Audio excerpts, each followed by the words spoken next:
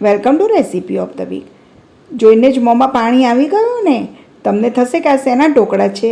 તો આ છે અમેરિકન મકાઈનો ઉપયોગ કરી અને ઇન્સ્ટન્ટ અને એકદમ સ્પોન્જી મેં ઢોકળા બનાવ્યા છે. આ ઢોકળા ટેસ્ટમાં ખૂબ જ સરસ લાગે છે અને ફટાફટ બની જાય છે. એકદમ પોચા રૂ જેવા આ ઢોકળા છે. તો તમે આખી રેસીપી સ્કીપ કર્યા વગર જરૂરથી જોજો. પરફેક્ટ માપ સાથે મેં આ રીત શેર કરેલી છે. તો એક બાઉલમાં મેં આ રીતે અમેરિકન મકાઈના દાણા લઈ લીધા છે.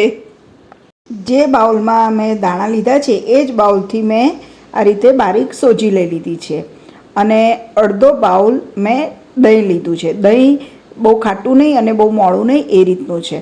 હવે સૌથી પહેલાં આપણે જે સોજી લીધી છે એ અને દહીં મિક્સ કરી દઈશું અને જરૂર મુજબ પાણી ઉમેરી અને એને 15 મિનિટ માટે પલળવા માટે મૂકી દઈશું, જેથી સોજી સરસ ફૂલી જાય. તો મેં 5 કપ જેટલું અત્યારે પાણી ઉમેરી દીધું છે અને સરસ રીતે મિક્સ કરી અને ઢાંકી અને પલાળવા માટે મૂકી દઈશું. તો આ રીતે મેં સોજીને દહીં સાથે પલાળી દીધી છે અને થોડું પાણી પણ ઉમેર્યું છે. તો હવે ઢાંકી અને 15 મિનિટ માટે હું એને મૂકી દઈશ. ત્યાં સુધી આપણે બીજી તૈયારી કરીશું.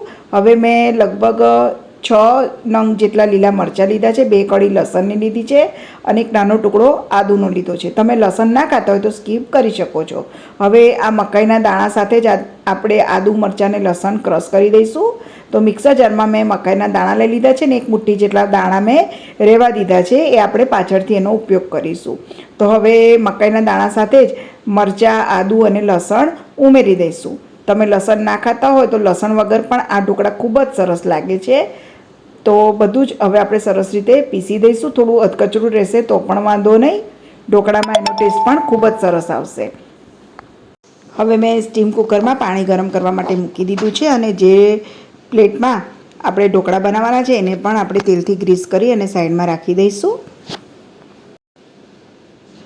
આ રીતે તેલથી ગ્રીસ કરી દઈશું. અત્યારે ચોમાસામાં અમેરિકન મકાઈ ખૂબ જ સરસ મળતી હોય છે, તો એનો ઉપયોગ કરીને આપણે આ રીતે ઢોકળા બનાવી શકીએ છીએ. હવે 15 મિનિટ પછી જે આપણે સોજી અને દહીં પલાળીને રાખ્યું છે પણ સરસ પડી ગયું છે અને એની અંદર મેં આ મકાઈ, આદુ મરચાં, લસણ જે ક્રશ કરીને રાખ્યા છે એ ઉમેરી દીધા છે અને થોડા જે અમેરિકન મકાઈના દાણા રાખ્યા હતા એ પણ ઉમેરી દીધા છે. હવે સ્વાદ પ્રમાણે મીઠું અને ચપટી હળદર ઉમેરી દઈશું અને મિક્સ કરી દઈશું. અને કન્સિસ્ટન્સી સેટ કરવા માટે આપણે જરૂર મુજબ પાણી પણ ઉમેરવાનું છે. તો આ રીતે મિક્સ કર્યા પછી જ આપણને ખબર પડશે કે કેટલું પાણી ઉમેરવાનું છે. તો થોડું થોડું કરીને જ પાણી ઉમેરવાનું અને હલાવતું જવાનું જેથી ખબર પડે. તો આ રીતે હું સરસ રીતે મિક્સ કરી દઈશ અને હજી પણ કન્સિસ્ટન્સી થોડી ઘટ લાગે છે તો થોડુંક પાણી મેં ઉમેર્યું છે. અને આપણે આ ઢોકળાને સોફ્ટ બનાવવા માટે ઈનોનું લીંબુ ફ્લેવરનું એક પેકેટ ઉમેરી દઈશું. આખું પાઉચ ઉમેરી દેવાનું છે અને એની ઉપર 2 ચમચી જેટલું પાણી ઉમેરી દઈશું જેથી ઈનો એક્ટિવ થઈ જાય.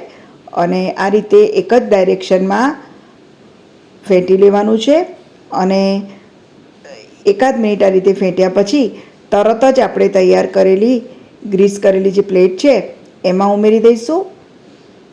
આ રીતે પાણી પણ સરસ ગરમ થઈ ગયું છે.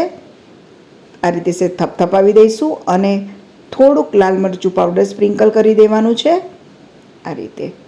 અને હવે આ તૈયાર કરેલી પ્લેટ ગરમ પાણી થઈ ગયું છે તો આપણે સ્ટીમ કુકરમાં મૂકી દઈશું અને ઢાંકણ ઢાંકી હાઈ ફ્લેમ ઉપર 15 મિનિટ માટે એને સ્ટીમ થવા દઈશું. 15 મિનિટ પછી આપણે ચેક કરી લઈશું તો આંગળી પર પણ ચોંટતું નથી અને રીતે ચપ્પુ પણ એકદમ ક્લીન નીકળે છે. મતલબ આપણા કોર્ન ઢોકળા એકદમ સરસ તૈયાર થઈ ગયા છે. હવે 5-10 મિનિટ હું એને સિજાવા દઈશ. ત્યાં સુધી આપણે એક વઘાર તૈયાર કરી દઈશું. તો વઘારિયામાં મેં 2 ટેબલસ્પૂન જેટલું સિંગ તેલ લઈ લીધું છે, 1 ટીસ્પૂન જેટલી રાઈ, 1 ટીસ્પૂન જેટલા તલ લઈને 4 થી 5 લીલા મરચાં મેં રીતે કાપીને લઈ લીધા છે અને ચપટી હિંગ ઉમેરી દીધી છે. મરચાંને સરસ રીતે આપણે તળી દેવાના છે. હવે 5 મિનિટ પછી આ ઢોકળા થોડા ઠંડા થઈ ગયા છે તો આપણે આ રીતે કટ લગાવી દઈશું ને એક બાજુ વઘાર પણ સરસ તૈયાર થઈ રહ્યો છે. તો કટ લગાવી દીધો છે અને વઘાર પણ સરસ તૈયાર થઈ ગયો છે. તો આ રીતે ઢોકળાની પ્લેટ ઉપર સ્પ્રેડ કરી દઈશું તમે આ રીતે એક વખત ઢોકળા બનાવીને જરૂરથી ટ્રાય કરજો. એકદમ ટેસ્ટી બને છે. અને તમને મારી આ રેસીપી પસંદ આવે તો મારા આ વિડીયોને લાઈક અને શેર કરજો તથા મારી ચેનલને સબસ્ક્રાઈબ કરજો. છેલ્લે થોડી બારીક કાપેલી કોથમીર ઉમેરી દીધી છે. તો એકદમ ટેસ્ટી એવા અમેરિકન મકાઈના કોર્ન ઢોકળા બનીને તૈયાર છે. હું તમને બતાવી દઉં કે એકદમ પોચા અને જાળીદાર બન્યા છે. તો તમે પણ આ રેસીપી જરૂરથી ટ્રાય કરજો.